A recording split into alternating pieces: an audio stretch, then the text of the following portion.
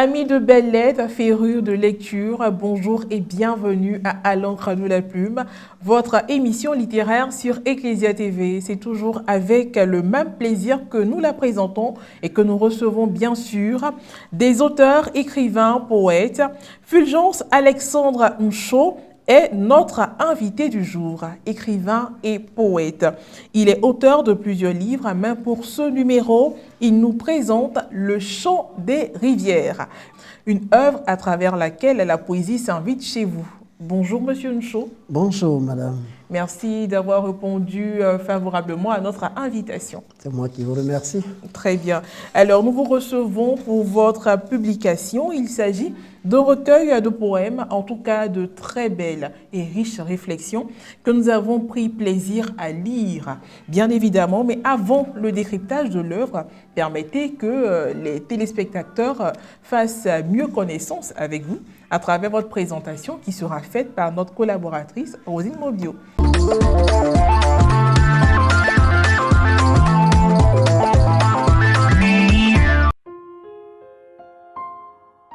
Née en 1977 à l'Épée en Côte d'Ivoire, Fulgence Alexandre Ncho est titulaire d'un baccalauréat littéraire et d'une licence en lettres modernes, obtenue respectivement au lycée moderne de Bouaké et à l'université de Bouaké.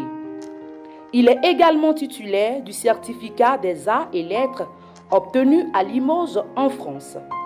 Ses années de formation à l'Institut supérieur des arts et de l'action culturelle INSAC ont été sanctionnées par un diplôme supérieur à l'action culturelle d'ESSAC. Actuellement doctorant en animation et développement culturel, il est conseiller adjoint d'action culturelle au ministère de la Culture et de la Francophonie. À cela s'ajoutent les titres d'écrivain et de poète. Et voilà, notre collaboratrice Rosine Mobio nous a présenté notre invité du jour, Fulgence Alexandre Ncho, écrivain et poète.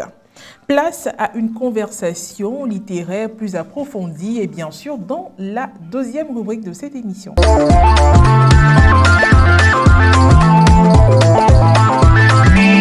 Le Chant des rivières est une œuvre de l'esprit de 62 pages présentant 39 idées poétiques simplement pleines de sens à travers lesquelles vous invitez, Monsieur Ncho, le lecteur à une prise de conscience concernant l'importance de l'autre qui, quelle que soit sa personnalité, mérite respect de ce dernier. Et aussi, vous exhortez chaque lecteur au développement des valeurs humaines.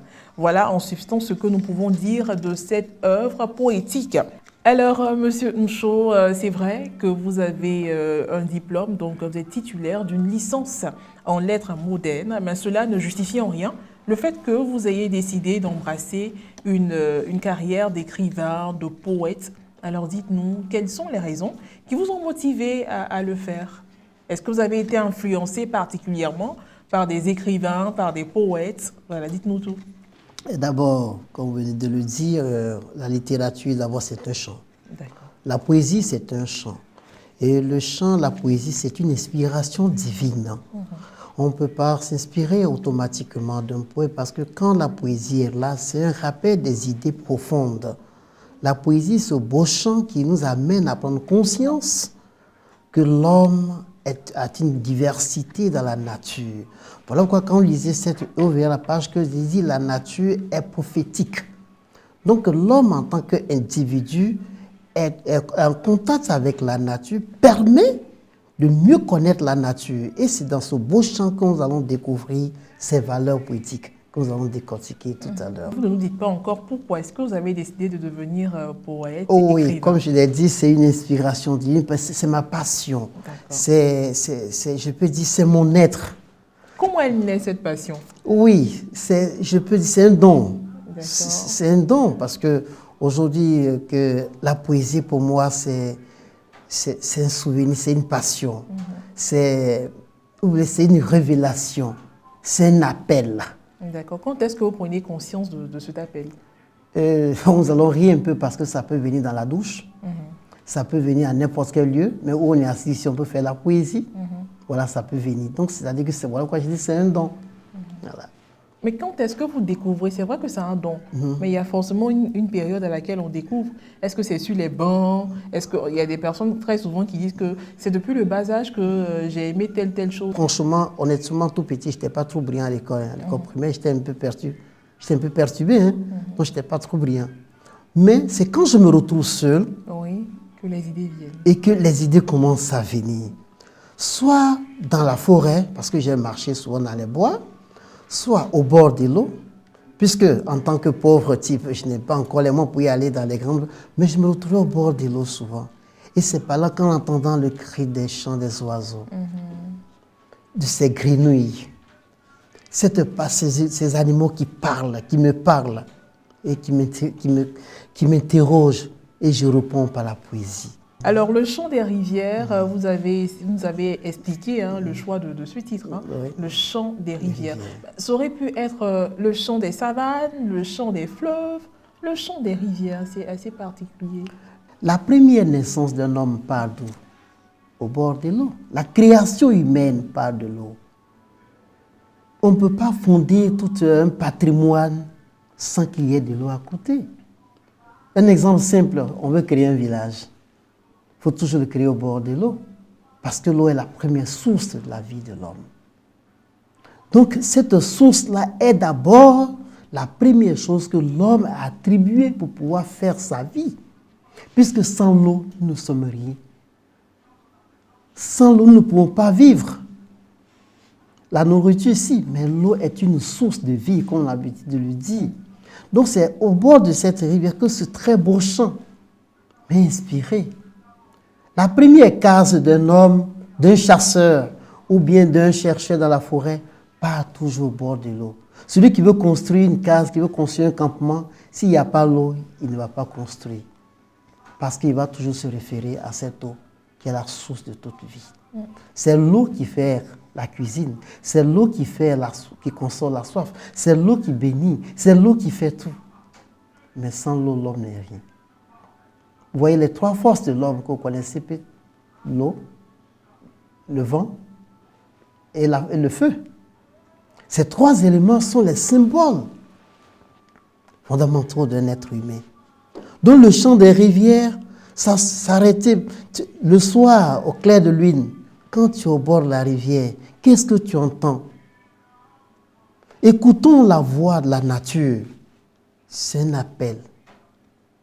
La voix de la nature par les chants des oiseaux, les chants des grenouilles, le chant des crapauds, le chant des insectes. Mais ils nous parlent. Ces animaux-là nous parlent. Ils louent même Dieu par toute cette voix. Mais nous ne comprenons pas parce que nous sommes distraits. Or, le poète nous interpelle toujours pour dire que faisons attention à la nature parce que nous sommes liés à la nature. Aujourd'hui, nous, si vous voulez, sans la nature qui est l'homme, est-ce qu'on peut vivre sans les arbres? Est-ce qu'on peut vivre sans eau? Non. Aujourd'hui, tout ce qui est dans la nature est rattaché à l'homme. Et en quoi est-ce que la nature peut-elle contribuer, on va dire, aux bases d'une bonne éducation? D'abord, le mot éducation veut dire quoi? La formation, savoir se comporter, savoir vivre.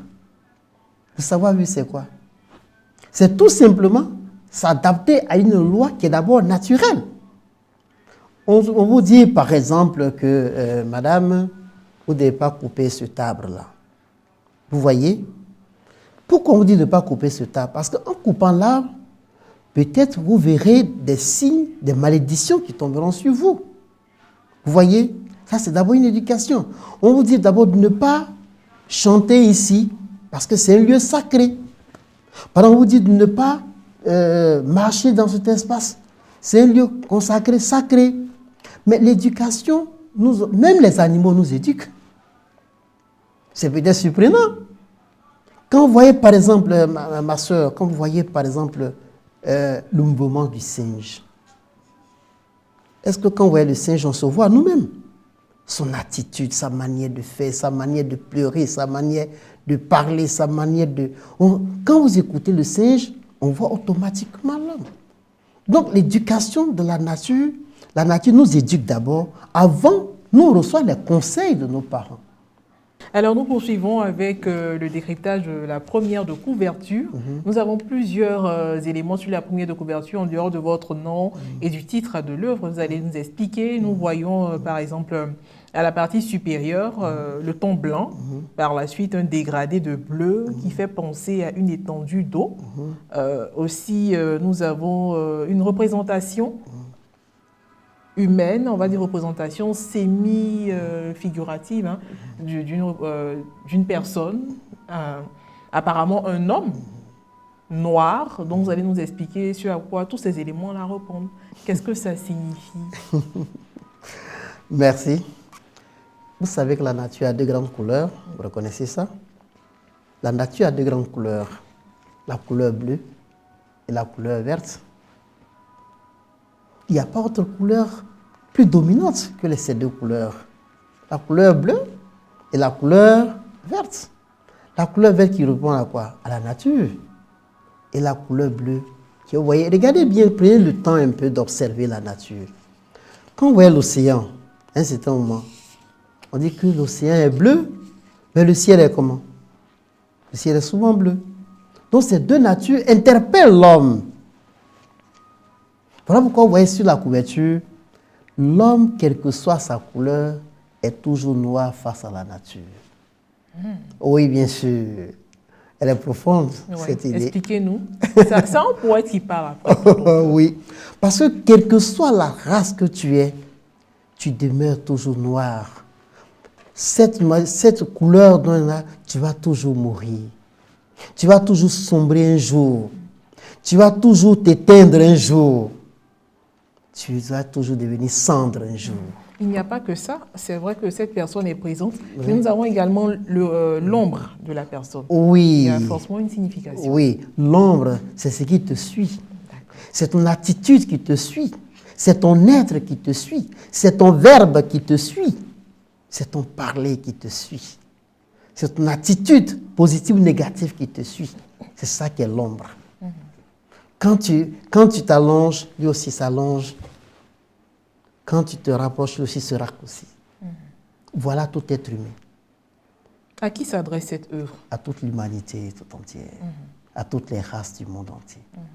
À présent, nous allons passer au décryptage de quelques poèmes. C'est vrai qu'ils sont au total 39, mais nous avons choisi que 8 poèmes. Et le premier poème, Femme. Femme, aux pages 12 et 13. Femme, ce poème-là. Nous allons essayer de lire quelques vers de ce poème-là, partagé avec les téléspectateurs. Pourquoi pleures-tu? Tu as les hommes qu'il faut. Tu pleures sans être consolé. Tu n'as pas de mère ni de père. Tu pleures dans un espace vide. Tes voisins ne sont pas ta mère ni ton père. Tu pleures par ta courbature. Personne ne pourra te guérir. Tu as des remèdes qu'il faut. Tu pleures pour ton pied cassé. Tu as le plâtre qu'il faut. Toujours courbé, personne ne pourra te tenir par la main.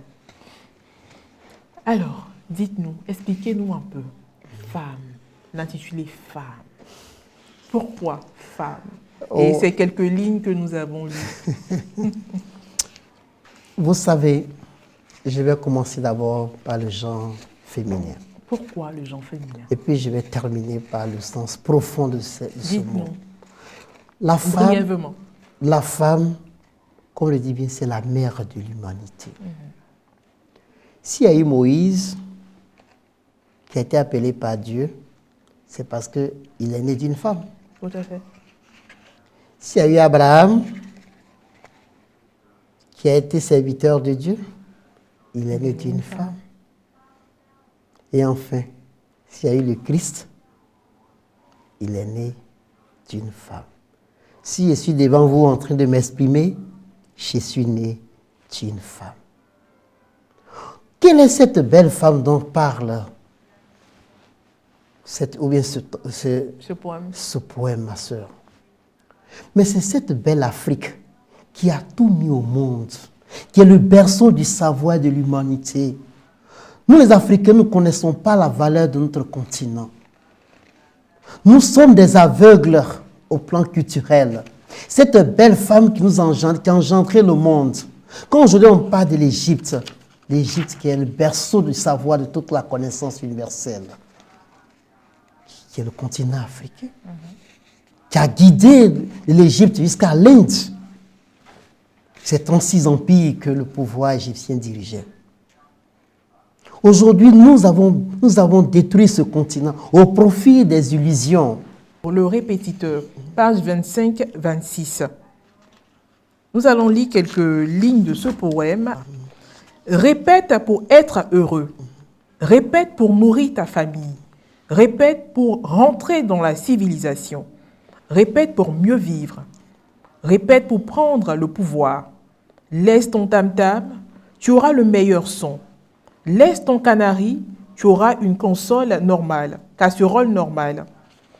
Laisse ton canari, tu auras une casserole normale. Laisse ta lampe à pétrole, tu auras un lampadaire. Laisse ta daba, tu auras un tracteur. C'est tellement simple à comprendre, ça. Aujourd'hui, vous aimez pas quelle langue? Une langue étrangère. Alors que nous avons la même race, pourquoi? Si je ne vais pas à l'école demain, est-ce que je pourrai manger aujourd'hui? Si je vous parle la langue atié, ça a trait à quel diplôme aujourd'hui? Si je ne répète pas le A, le O, je ne pourrai pas être maître de ma vie. Je ne peux pas connaître ma valeur. Je ne peux pas m'exprimer. Je ne peux pas défendre ma nourriture quotidienne parce que je n'ai pas été instruit par la connaissance occidentale. Mais si je suis instruit par ma culture, elle est brisée parce que ça ne va nulle part. Cette lampe dans la case perforée, est-ce qu'aujourd'hui elle existe encore? Mais cette lampe qui parle, elle n'existe plus. Aujourd'hui, on cherche des lumières. Mais au contraire, ça nous détruit ces lumières-là. Je vous fais une confidence, c'est vrai que nous sommes à la télévision, mais écoutez bien. Est-ce que vous savez que le ciment que nous utilisons là réduit la vie d'un être humain? Parce que notre culture, notre température n'est pas adaptée. Qu'est-ce qu'on devrait utiliser pour construire les maisons? C'est la latérite qui habite. Les maisons en papeau. Mais quand vous dormez dans les maisons en papeau, maman. Même en ville. Même en ville, bien sûr. Et j'encourage ça. Ça te donne une longue vie, tu respires normal. Et tu es à l'aise, c'est climatisé, tu es tranquille. La terre cuite climatise la maison. Bien sûr. La terre latérite, la terre rouge. Quand on bâtit une maison avec, mais puis allez vous coucher dedans. Vous verrez comment vous aurez une très bonne vie. Avant, on nous frappait pour répéter A. On nous frappait pour répéter O. Mais enfin, est-ce qu'on nous a frappé pour répéter notre race? Elle demeure toujours pareille. Mais pourquoi ne pas avoir une identité unique entre vous et moi? Pourquoi ne pas parler la langue que nous avons même engendrée, nos parents ont engendrée entre vous et moi? C'est ce qu'il faut aujourd'hui. Nous parlons une langue qu'on ne sait même pas s'exprimer, excusez-moi. On ne sait même pas souvent le sens des mots que nous employons. Mais nous disons que nous sommes quoi? Civilisés. Au contraire, nous nous détruisons. Dieu a-t-il fait une erreur en créant l'être humain? Et cela nous emmène à parler du poème, le poème suivant sélectionné, L'erreur de Dieu, à la page 38. Pourquoi m'as-tu créé parmi les êtres aux couleurs différentes? Tu m'as imposé la liberté. Tu m'as donné l'intelligence pour me comparer à toi. Ton erreur doit provoquer ton retour rapide. Pourquoi regardes-tu le criminel parmi tes créatures? Son jugement est douteux. Sa punition est dans l'obscurité. Qui fait pour dominer? Qui est fait pour dominer? Et pourquoi dominer? Tu es le maître dominateur. Ton long silence est une erreur. Les rouges veulent conquérir et hériter. Les verts veulent s'imposer à la nature. Les noirs veulent leur liberté. L'erreur de Dieu, c'est de nous créer avec plusieurs langues. Quand souvent je m'assois, je lis la Bible, parce que chaque matin, je lis quand même la Bible, en tant que chrétien catholique. Vous voyez, on parlait de la tour de Babel. Les gens étaient ensemble. Ils parlaient la même langue. Mais qu'est-ce qui a suscité la cassure? On voulait se comparer à Dieu. Mais aujourd'hui, comme je dis, je parle de l'erreur de Dieu. Est-ce que ce n'est pas parce que cette cassure est arrivée qu'aujourd'hui les gens se détestent dans le monde? C'est la question qu'on se pose, je me pose aussi. Et ce n'est pas parce que nous parlons le Yakuba, le Bété, le Senufo, l'Atier, la baie, et que nous sommes différents culturellement ou bien traditionnellement, qu'on se hait. Si nous tous on parlait la même langue dans le monde, est-ce qu'aujourd'hui on pourrait aussi fabriquer des canons, des missiles? C'est la question qu'on nous pose. C'est la question que je pose à l'humanité. Si on était tous la même race,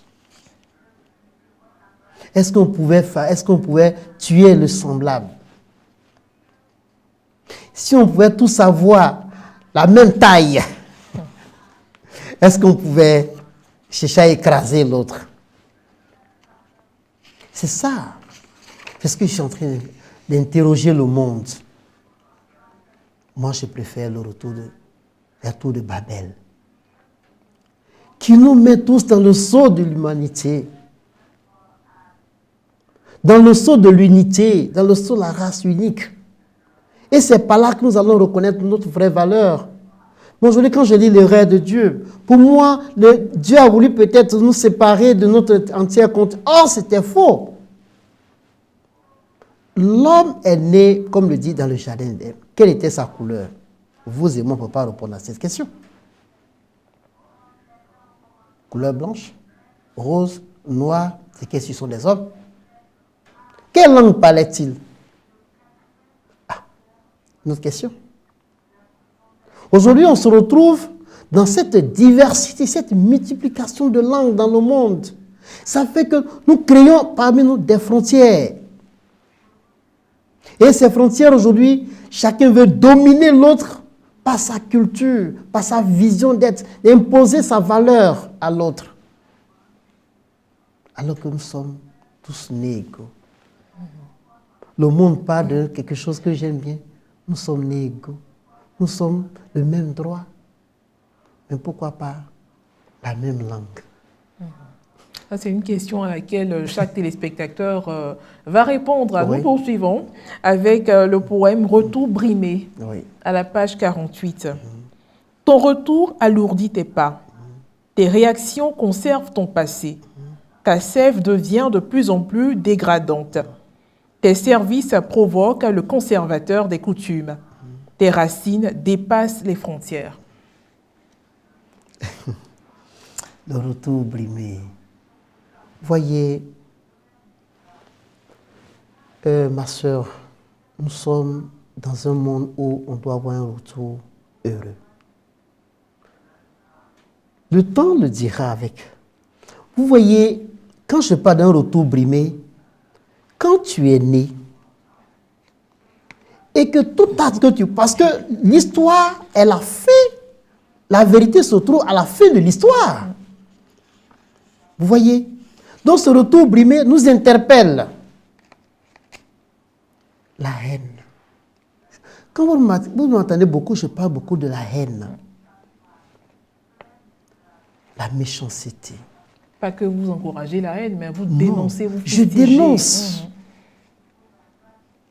Aujourd'hui, ce retour brimé-là, quand par exemple je vous vois, je suis heureux, je dis, mais voilà une créature. Je me rappelle de cette belle parole d'Adam dans la Bible qui dit ceci. Une belle créature, en voyant Ève, la chair de ma chair. Mais c'est cela le fondement même de l'homme en quelque sorte. Notre retour envers le prochain est mauvais, est méchant. Quand on occupe un petit poste quelque part, c'est là maintenant on rentre dans le sujet. On devient maître absolu. On devient le dictateur permanent. On devient le criminel en pensée, en parole et en action. En lui se trouve lui-même. L'homme est un miroir de l'autre. Vous voyez, en vous, je me découvre. C'est ça. Ce retour doit interpeller l'homme pour dire que nous sommes dans le monde et que le monde est un. Nous ne devons pas brimer l'autre. Nous ne devons pas détruire l'autre. Au contraire, nous devons l'aider à s'élever. Si aujourd'hui cette télévision n'existe pas, est-ce qu'une chose se fait connaître? J'allais écrire ça pour qui? Il faut toujours ajouter quelque chose à l'humanité. L'humanité est également confrontée à une autre réalité, le temps, la fuite du temps. Autre poème, coup de maître, coup d'essai. Le temps précède l'étape précédente. Le temps crucifie mon amour, gonfle à mes larmes dans la douleur infinie. Ô douleur, courte joie, douleur éternelle, éphémère dans la nature, respiration pressante.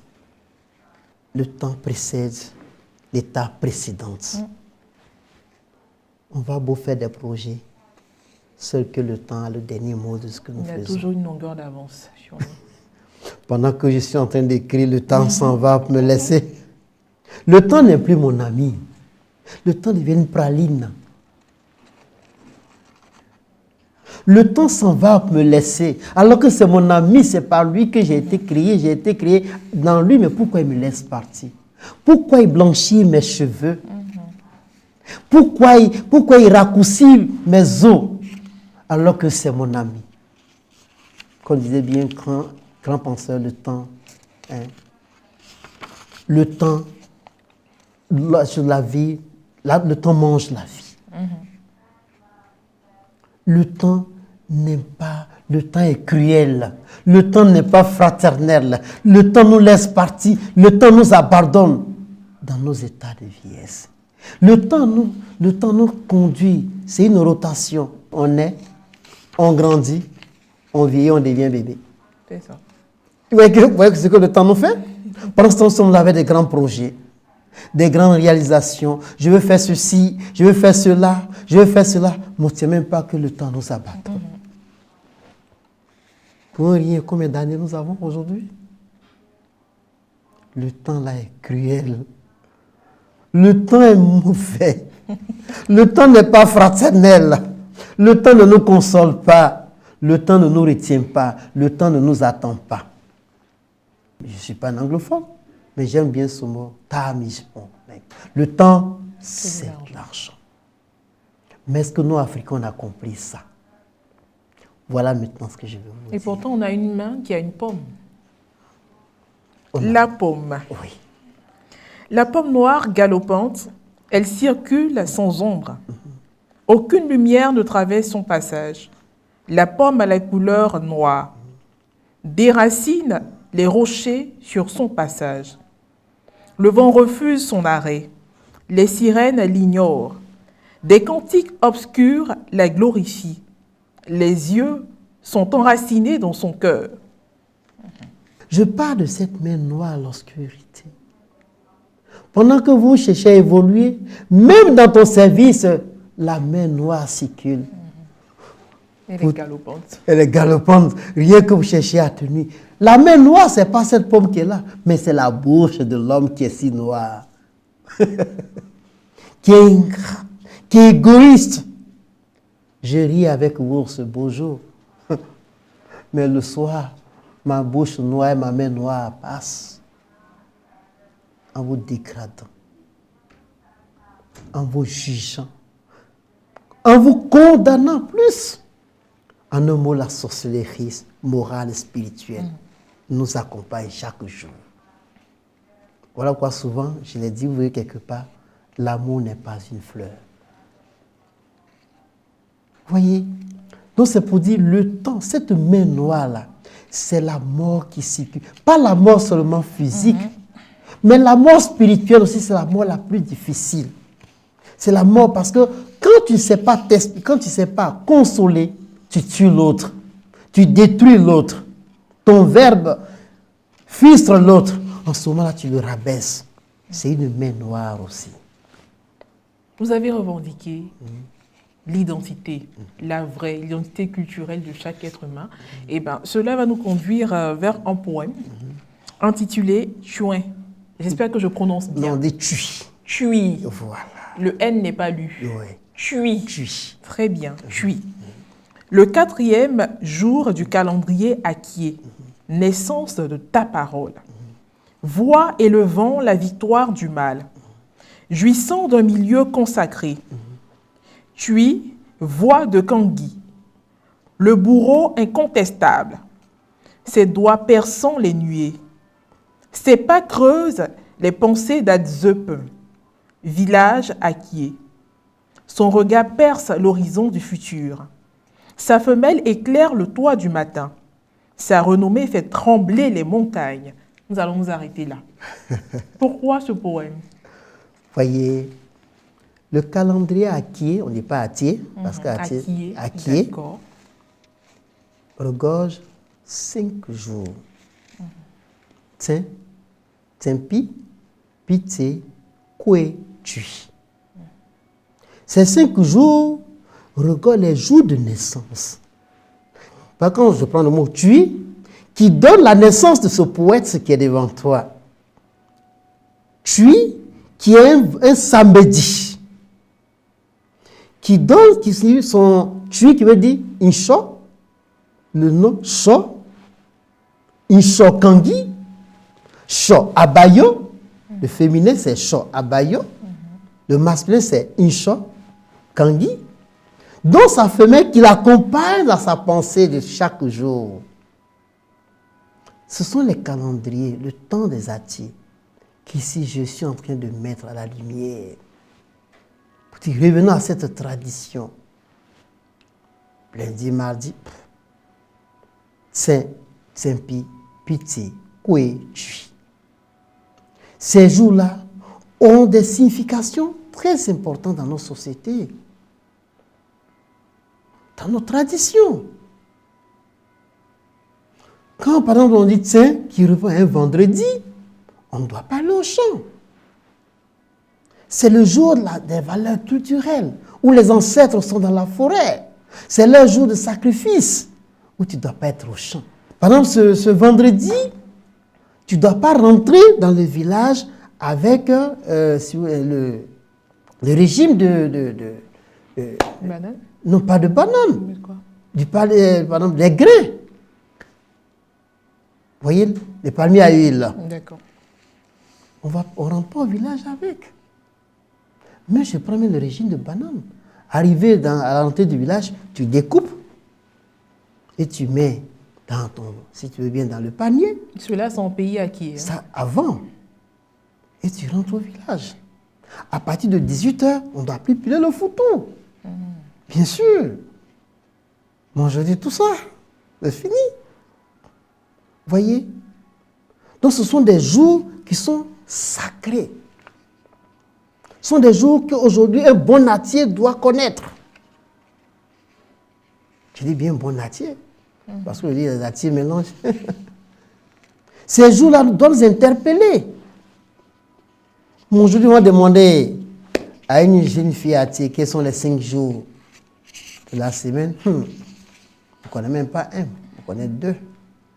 Lundi, mardi, on dira que nous sommes des occidentaux. Non. Il y a des noms, puisque vous êtes, comme on entendait dans les pays atiers, ou que ce soit le pays abé, Yapo, Insho, Yapi. Là, mettons, vous avez parlé comme, on va dire, l'occidental Insho. C'est Insho, que vous avez dit tout à l'heure.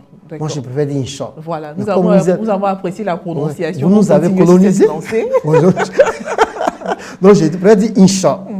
Voilà, ça c'est mon nom, Insho. Insho Kangui. Voilà. Mais Kangui, vous n'avez pas expliqué. Kangui, oui, qu'est-ce que c'est? Kangui, si tu veux, c'est l'ajout, si vous voulez, c'est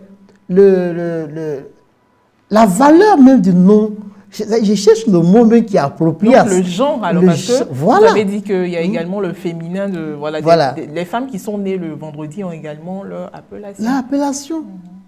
Par exemple, quand j'ai dit Kangui, il y a Kangui.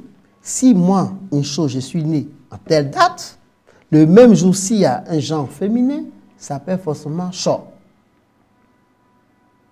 Ah, c'est un impératif. Mais ça ne sera pas Cho Kangi. Ça Non, sera Cho, non. Quand c'est féminin, on dit Cho, Abayo. Abayo, d'accord. Très bien. Quand c'est masculin, on dit Cho, Kangui. Quand c'est jeudi, on entend Yapo, Achapo, Kotokan. Ça devient profond, hein? La colonisation est en train de se faire. Oui. Alors, Monsieur Nchan, nous allons poursuivre avec le dernier poème. Oui. Une idole. Une idole aux pages 61-62.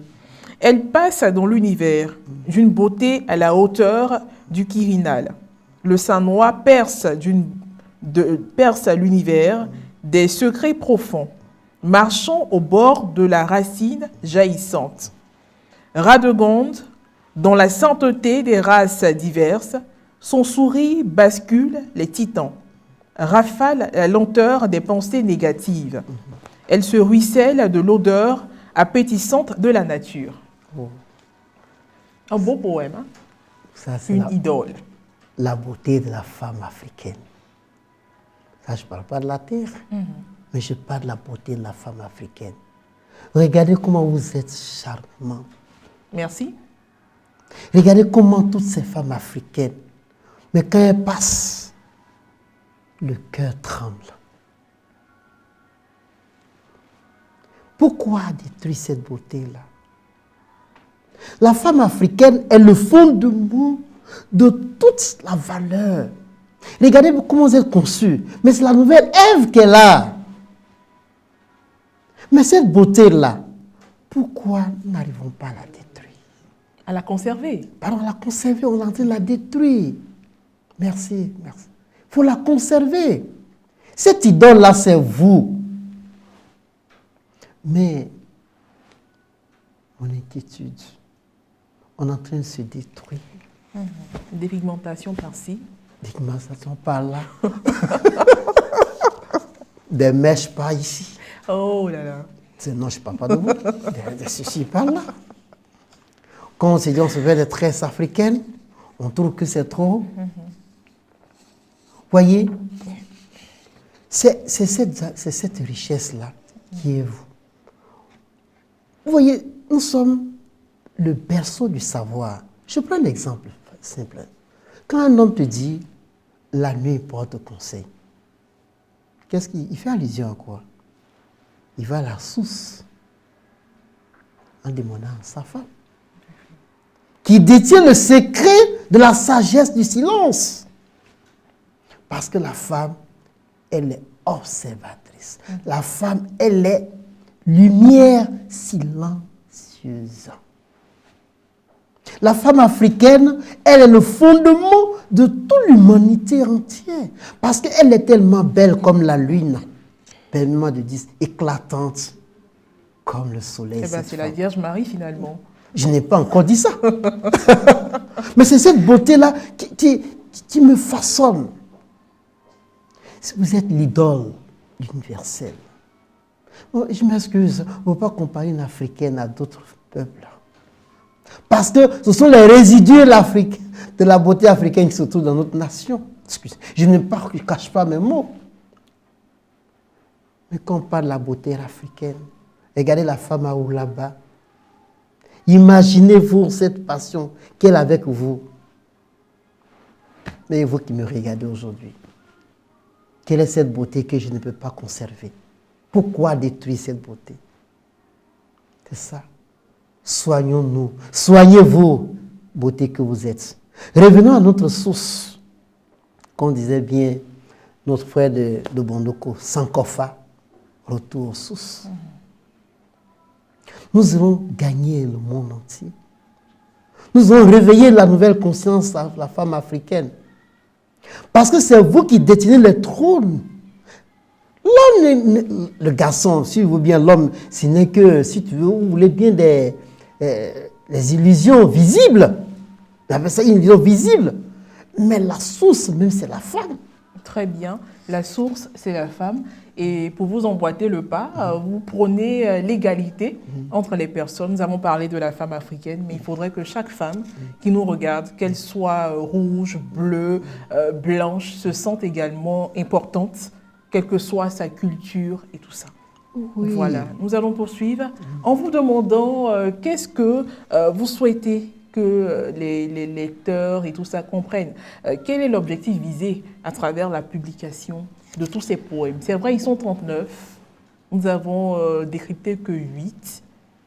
Qu'est-ce que vous voulez véhiculer? Quel message vous voulez passer à travers la publication de ces 39 poèmes? Ok. Ce message que je viens de dire, c'est une interpellation. C'est un cri du cœur. C'est une doléance. C'est une plaie qui est en moi que je dégage. Je ne veux pas que nous copions ce que nous ne savons pas. Je ne veux pas que nous embrassons ce que nous ne connaissons pas. Je ne veux pas que nous donnions un nom de ce que nous n'avons jamais vu. L'objectif, c'est de nous amener à prendre conscience que, quel que soit le développement, faisons un brassage et non une coupure. Non. Nous sommes, Dieu nous a mis aussi dans un jardin d'Éden. Nous sommes noirs. Nous resterons noirs. La peau d'Éden. C'est ça. Habillons-nous d'une manière naturelle, d'une manière ancestrale. Quand je vois les accoutrements des femmes du Nord, de l'Ouest, de l'Est, les panquitas au Ghana, mais imaginez-vous un jour, j'étais à un spectacle, excusez-moi, avec les femmes brunes. Quand je voyais les femmes avec cette position, j'ai dit, mais l'Afrique est merveilleuse. Cette beauté-là, c'est ça, je veux que ça revienne. Cette mouvance-là, je veux qu'elle revienne pour ne plus qu'on s'entretue pour des choses éphémères. Parce que la danse, la beauté de l'Africaine requiert l'ensemble de notre union sous cette belle lune. Maintenant vient la phase des remerciements parce que vous allez nous dire ce que vous souhaiterez que le téléspectateur retienne de votre passage sur ce plateau. D'abord, avant tout propos, je vais dire merci à notre chaîne qui est pour nous tous. Merci d'avoir à vous-même. Voyez, je veux que les spectateurs retiennent une joie qui m'anime. Comme je l'ai dit, j'aime bien souvent l'interpellation encore. Merci à notre télévision catholique. Merci à certains prêtres, si je peux me permettre de le dire, au moins leur nom, qui ont quand même participé à la publication de cette œuvre. Si vous êtes une, ne pas en oublier certains, vous pouvez les citer. Je peux me rappeler du curé d'Azaguié, le père Kwao, le curé d'Azaguié, qui a voulu que cette œuvre soit publiée, soit connue de tous. L'ex-curé de Bonoa à Yahoo, aujourd'hui qu'en Espagne, qui ont voulu que ces œuvres-là soient connues. Ils sont aussi le conseil paroissial de Bonoa, de Yahoo précisément, Saint-Pierre apôtre de Yahoo, qui a contribué à l'évolution de ces œuvres. Merci à vous. Et que la radio catholique demeure éternellement. La télévision catholique. Pardon, la télévision catholique demeure éternellement. Et qu'elle embrasse toute la bénédiction du ciel. Wow. Amen. Et que tous ceux qui travaillent là prospèrent au nom de Jésus-Christ. Amen, merci. Amen également pour les générations à venir. Si la télévision doit être éternelle, eh bien, il y aura d'autres générations après Bien nous. sûr. Donc, amen, amen. Nous agréons les bénédictions pour nous ainsi que pour les autres. En tout cas, monsieur Alexandre Fulgence Ncho, merci. Merci d'être venu nous présenter votre œuvre poétique, Le chant des rivières. Nous espérons vous revoir très bientôt pour une autre présentation, parce que comme nous l'avons dit, il y a d'autres fruits qui sont nés de votre plume. Oui. Nous allons ensemble les découvrir. Oui. Et vraiment bon vent à vous. Merci beaucoup. Que le Seigneur vous soutienne également. Amen. Afin que vous puissiez produire davantage Merci d'œuvres, non seulement pour nourrir les esprits, mais aussi former les générations à venir. Bien sûr. Très bien. Quant à nous, nous poursuivons cette émission, cette fois-ci avec la troisième rubrique, où Maria Bissier nous propose plus de découvertes littéraires.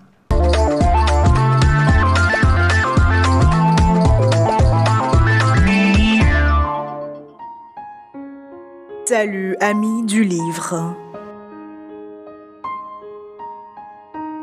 Pour la vitrine de ce jour, les deux œuvres proposées sont L'aîné des orphelins de Tierno Monenembo et Rouge est le sang des noix de Peter Abrahams. Découvrons maintenant l'aîné des orphelins. Au Rwanda, Faustin Nzangimana, né d'un père Hutu et d'une mère Tutsi, elle est née de 4 enfants. Son père Théoneste, considéré comme l'idiot du village, lui a appris à voix claire, c'est-à-dire à s'accommoder de tout.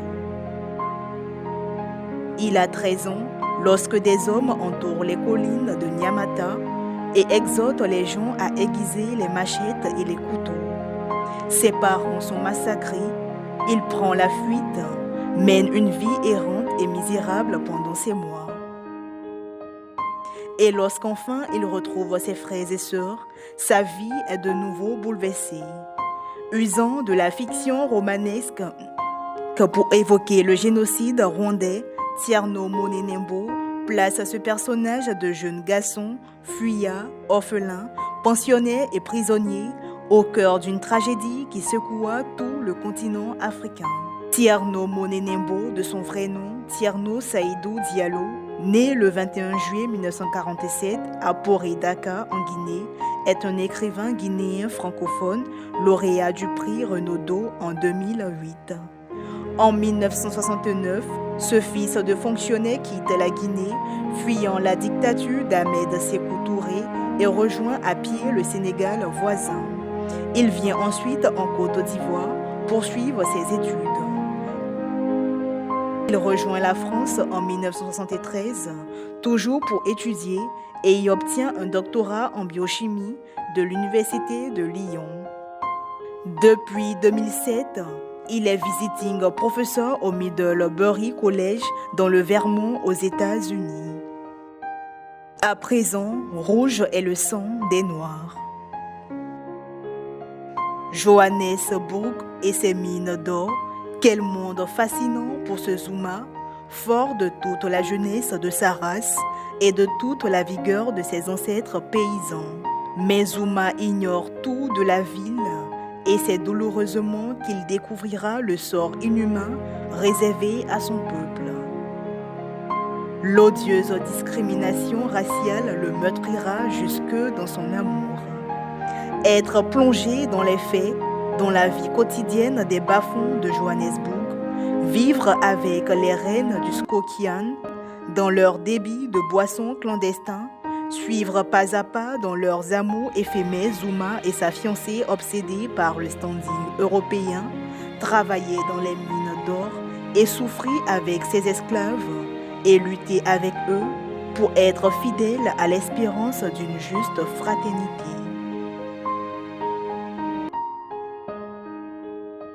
Découvrons à présent l'auteur. Peter Abrahams est un romancier sud-africain de la langue anglaise, né à Vrededorp, en banlieue de Johannesburg, le 3 mars 1919.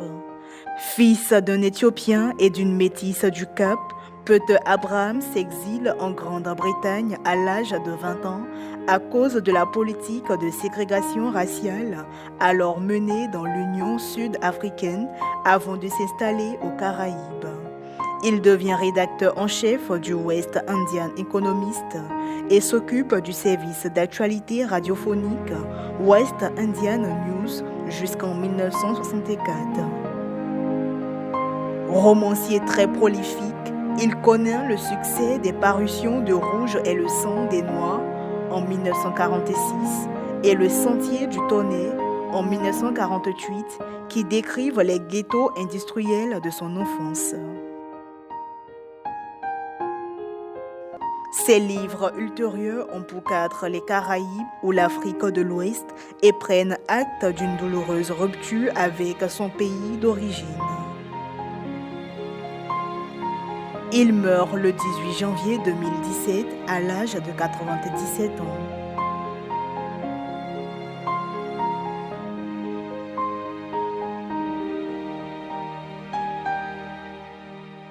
Voilà, c'était la rubrique vitrine présentée par Maria Bissier. Nous espérons qu'elle a pu fixer votre attention sur de nouvelles découvertes littéraires. Et voilà, c'est la fin de cette émission. Le Chant des rivières, recueil de poèmes qui porte la signature de Fulgence Alexandre Nshaw, écrivain et poète ivoirien, était sous les projecteurs sur ce plateau au cours de cette émission. Nous avons lu quelques vers, mais nous laissons la suite et fin de la lecture à vos soins et cela implique l'achat de l'œuvre. Merci donc à toute l'équipe technique pour le travail abattu. Merci à vous pour votre aimable attention. Que le livre soit avec vous et n'oubliez pas de faire grandir la famille des lecteurs. À très bientôt. Que Dieu nous garde.